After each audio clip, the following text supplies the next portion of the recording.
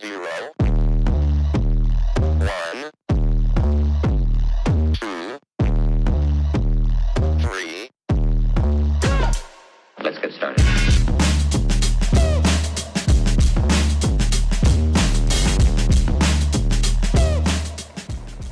At this stage, lower the flame to simmer and cover it for 5 to 10 minutes or until it's done.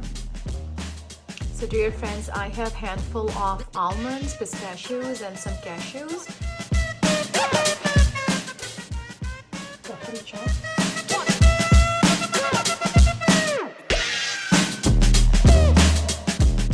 They are nice and soft on simmer, nicely cooked, just mixed well.